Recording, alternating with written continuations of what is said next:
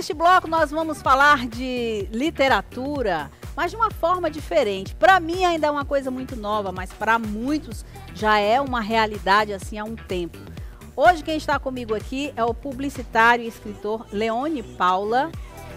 Não se assustem com o sobrenome ser parecido com o meu, porque ele é meu filho, né? Leone Paula. Mas hoje nós estamos aqui na posição de apresentadora e de entrevistado. Então ele, como publicitário e escritor, vai falar um pouquinho sobre esse lado escritor que ele tem. Então seja bem-vindo, Leone. Que bom você pela primeira vez aqui no meu programa. Como é que vai? Olá, Sônia. Agradeço o convite. Inclusive, queria só ressaltar que não chegou a ser a primeira vez, já que alguns anos atrás eu cheguei a trabalhar com você. Como meu diretor de corte. Exatamente. Foi um período bem bacana, mas vamos pra frente, né? Vamos tratar do que a gente veio conversar hoje. Ele fez um livro e esse livro ele é uma antologia. Ela trata de que cada capítulo dessa antologia trata de um conto diferente, onde foi realizado um convite e alguns autores, sendo eu o iniciante no meio de vários outros gigantes, vários outros que já têm renome, tem mais de 5 obras publicadas aí, acabamos trabalhando juntos para trazer histórias para o Natal. Agora vamos falar um pouquinho sobre esse processo. Como foi que tudo isso aconteceu? De que forma aflorou em você essa vontade de escrever para que as pessoas conhecessem um pouquinho mais daquilo que você gosta tanto, né? Que é a realidade misturada com a fantasia. Sim, sim. E na verdade a senhora chegou até a falar super bem, que é um ponto que eu gosto de tratar quando eu estou escrevendo. Que é a questão de trazer para o nosso cotidiano a questão de tentar pensar como seria aquele personagem, tentar pensar em que mundo que ele está vivendo, quais são os problemas, quais são os seus anseios. E com isso, é uma história até engraçada, porque não posso dizer que eu comecei a escrever de pouco tempo pra cá, já que a questão de ser escritor, ela vem da arte de ser contador de história. E antes de mim, teve uma pessoa muito importante que foi extremamente marcante na minha vida, que foi Antônio Paula, meu avô. Eu lembro de quando a gente viajava pro Maranhão, uma cidade pequena que é Caxias, e lá ele juntava todos os netos e ele contava histórias onde ele acabava criando, ele criou um personagem que era o Dom Delouro, e ele colocava meu pai no meio dessas histórias. A partir dali começou o meu desejo, a minha vontade em relação a dar continuidade a essa narrativa. Vamos falar do audiolivro que você me disse agora, que também está na versão impressa, não é? Isso. O audiolivro acabou sendo o quê? Depois que a gente recebeu esse convite, na verdade foi uma surpresa, né? Porque, se eu puder contar, tudo começou quando, há um ano atrás, eu peguei, aconteceu a pandemia. Todo mundo ficou em casa, todo mundo perdeu alguém e ficou aquele decreto de que não podia sair de casa, você não podia trabalhar. E eu trabalhava com vendas. E você estava onde nesse meio tempo? Eu tinha viajado, cheguei a morar em Lisboa e eu trabalhava com vendas, trabalhava para uma empresa que era a Galp, que vendia o quê? Vendia energia e gás residencial. Então quando isso aconteceu, eu fiquei meio que de mãos atadas sem ter muita opção. Então eu olhei assim, cara, eu não vou perder o meu tempo. Eu vou voltar a dar continuidade ao que eu sempre fiz, que era o quê? Vou escrever algumas histórias. E nisso eu comecei a tentar pensar, poxa, o que eu vou escrever? Aí comecei a escrever sobre um pirata.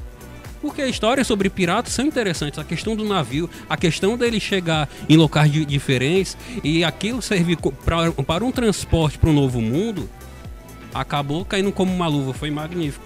Inclusive eu queria ressaltar que eu consegui um marco histórico, né?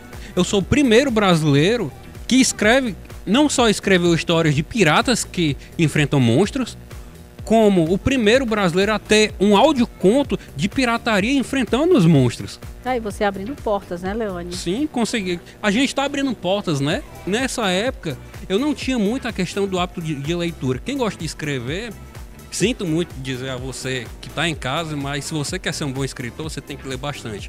Não pela questão de... mas por quê? Quer dizer que todo escritor tem que ser obrigado de fato a ler? Sim, porque os que vieram antes e foram consagrados, eles estudaram técnicas para chegar no topo. Eles não acharam que simplesmente porque tinham uma boa ideia iria funcionar. E eu não poderia ser diferente. Foi assim que eu conheci um aplicativo que é o Storytel, E nesse aplicativo eu conheci uma história que é Os Sete, que contava a história de 7 vampiros que chegaram na caravela e chegaram na costa brasileira. Essa do André Bianco. E eu conheci todo pelo audiolivro, audiobook. E nessa época eu tava naquela, poxa, eu tenho que descobrir uma técnica, tenho que descobrir alguém que possa me dar o rumo do que eu quero. Qual o estilo que eu gosto de escrever? E como eu vi que a escrita dele era muito detalhista, com muita descrição, então eu pensei, pô, gostei desse autor. Só que depois eu fui pesquisar aquela história que eu tava conhecendo naquele ano, ele já tinha lançado em 2000. Então eu sabia que tinha muita coisa para conhecer. Muita coisa, muita coisa. E o seu gênero, qual é?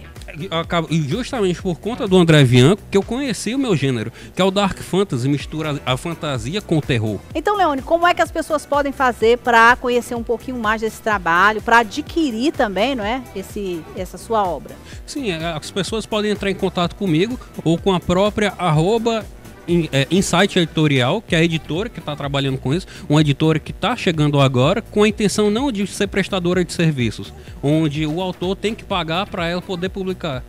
É uma editora que ela tem a intenção de pegar ótimos autores brasileiros e lançar para o mundo. Eu acho que parou esse momento de a gente simplesmente acreditar que o bom é o que é de fora. É verdade. A gente tem muita gente com capacidade que vai para fora porque são muito bons naquilo que fazem. E é isso que essa editora está fazendo nesse momento. Se puder, né, vou pedir para produção, vou pedir para a senhora que, caso seja possível, soltar um pouco, né, do áudio conto enquanto fizer a apresentação, para as pessoas poderem entender, até quem não conhece, saber o que é um áudio conto, como que ele funciona. Então a gente vai fazer uma pausa aqui, vamos ficar aqui as nossas imagens, de repente a gente pode até colocar alguma coisa, mas vamos escutar um pouquinho desse conto? Atravessando a tormenta com ondas incessantes de até 12 metros, atingindo meu casco, salpicando o assoalho do convés, eu seguia firme. Leon, o capitão que me comandava, agarrado ao leme, limpou a testa com o dorso da mão, retirando as gotas salgadas que o atingiram antes que escorressem e ardessem seus olhos. Tá aí, vocês tiveram aí um pouquinho, mas foi só o docinho, aquela pontinha do doce, só pra você ficar com gostinho aí, pra poder escutar o conto inteiro, né, Leon? Sim, aí eu queria, antes de terminar minha participação, queria fazer os agradecimentos que eu acho que são importantes para as pessoas que colaboraram e até hoje contribuem, então, ao meu redor, né? Muito bem. Começar pela matriarca da família, que é minha avó, a senhora Marli, eu a amo de paixão, e ela foi uma das pessoas que, assim que eu retornei para o Brasil, ela me deu espaço e apoiou para que eu estudasse para essa prática. Ela mesma se encantou quando eu contei para ela a novidade, contei para ela que eu estava conseguindo dar um passo mais distante. A minha mãe também, ela me ajudou bastante. Nossa, como eu perturbei ela, pedindo que ela revisasse, porque eu sempre fui péssimo em gramática, mas eu queria contar aquela história. E minha mãe, ela sempre foi bastante estudiosa, não é à toa que ela chegou onde está. E aí eu ficava perturbando, poxa mãe, dá uma olhada nisso aqui, me vê se essas frases estão todas corretas, me diz se a pontuação tá boa. E ela ficava, não, veja, e sempre dava aquela conferida ao Gabriel, ao Bruno e à Marília, que sempre tiveram próximos de mim, e o Gabriel sempre me cobra como que tá a questão da escrita, se eu, quando vou lançar algum projeto novo, seguir alguma coisa nova, porque não é fácil ser escritor, você não recebe antes de você lançar a ideia. Você tem que dividir o seu trabalho com o que você está fazendo. Eu passei algum tempo no bar, varando a noite no bar, para de manhã cedo acordar para poder escrever aquelas 3 páginas. E eu ficava, eu tenho que escrever todo dia 3 páginas para não quebrar a minha métrica, para eu poder chegar a um final e poder contar a próxima história. E na minha cabeça eu já tenho, nossa, uma infinidade de ideias para contar. Tenho que agradecer a Thaís também, que ela é a responsável de fazer toda a revisão. Eu sempre fico no pé dela, sempre fico, e aí, Thaís, como é que tá? Poxa, Thaís, eu lancei mais esse capítulo. E aí, Thaís, como que tá a revisão? E ela é absurdamente pontual, ela tá comigo o tempo todo. Ela passa a noite preocupada se a pontuação tá certa, se a colocação das minhas palavras, se não tem repetição de palavra. Então, eu só posso agradecer a todas as pessoas que estão próximas a mim, que elas, mesmo com aquele pé atrás, que não é fácil você se dedicar a uma área artística que você não sabe se vai dar certo, mas ainda assim elas ficarem lá apoiando simplesmente pela ideia, acreditando no seu projeto. Então, só tenho a agradecer de coração a todas essas pessoas. Muito bem. Então, parabéns pelo seu trabalho, desejo muito sucesso daqui para frente. Você sabe que eu sempre digo que Deus, aqui eu falo para meus telespectadores o tempo todo, Deus na frente de tudo quanto é trabalho, tudo que a gente faz, a gente tem que colocar Deus na frente. Então, coloca Deus na frente como um projeto para você. Qualquer projeto, Deus na frente, porque vai dar certo. Parabéns pela sua determinação, pela fé que você tem em você mesmo, né? Acredita naquilo que você faz. E você que está em casa deve fazer a mesma coisa. Acredite no que você faz. Se muitas pessoas podem dizer não, você não é capaz. Mas se você acha que é e se você se esforça, aí você sim é capaz. Depende só de você, não é isso? É exatamente isso. Tá bom. Obrigado pela sua participação. Que agradeço o convite. E a gente continua aqui no nosso programa. Não sai daí que tem muito mais já, hein?